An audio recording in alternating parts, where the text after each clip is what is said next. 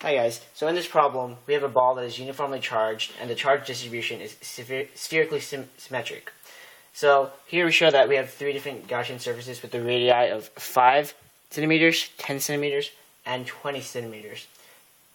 And in this problem we want to actually solve for its charge density. So for charge density, that is rho equals Q over V. So we know that rho is 80 nanocoulombs, so we have 9 times 10 to the minus 9th over 4/3 pi r cubed.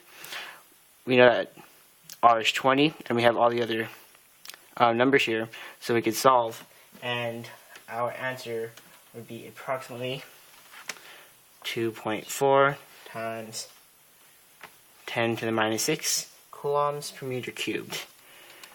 And this is rho for part A. So the next thing we could do in this problem is actually solve for specific things that include the radii of 5, 10, and 20. So we know that the ball is uniformly charged, so we use that same equation, rho equals Q over V. And in this part we're going to solve for the charge enclosed in certain radii. So instead of rho equals Q V, we're going to be solving for Q itself. So we know with a little bit of algebra that Q equals rho V. So here we'll solve for Q of 5 first, which equals rho, which is the constant we solved for last part A, and then we have the volume 4/3 pi r cubed. And once you plug in your numbers here, Q sub 5 should equal approximately, or just about, 1.5 nanocoulombs. You do the same process for Q sub 10 and Q sub 20, except R would be replaced with the 10 for this part, and R would be replaced with the 20 for the next part.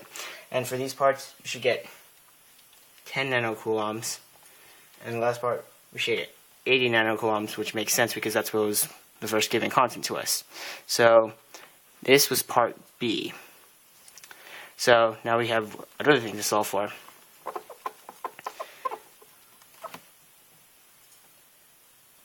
So in Gauss's law, we see that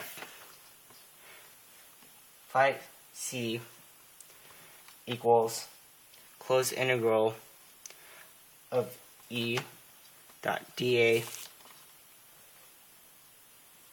big A.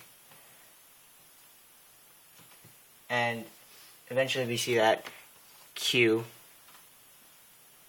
radius over sigma naught will equal the enclosed area of the radius. With a little bit of calculus, you could solve that this will equal this, and we know from the get-go we got this from the beginning equations. So now that we have that, all we have to do is plug in our numbers. So with E sub 5, we see that there's Q over sigma naught, and then A sub 5 as well. We have all those numbers from parts B and A. So we get 1.25 times 10 to the minus 9th over 8.85 times 10 to the minus 12th coulomb squared per nanometer squared.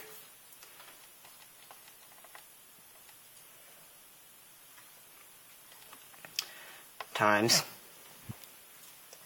4 pi, which is the surface area of 0.05 squared. And once you solve for that, you should get approximately 4.5 times 10 cubed nanometers per coulomb. And you do the same process for E sub 10 and E sub 20, just replacing the R with their respective lengths. And once you do that, your answers should be E sub 10 should be 9 times 10 cubed nanometers per coulomb, and E sub 20 should equal 1.8 times 10 cubed and Newton per Coulomb. And there you have it.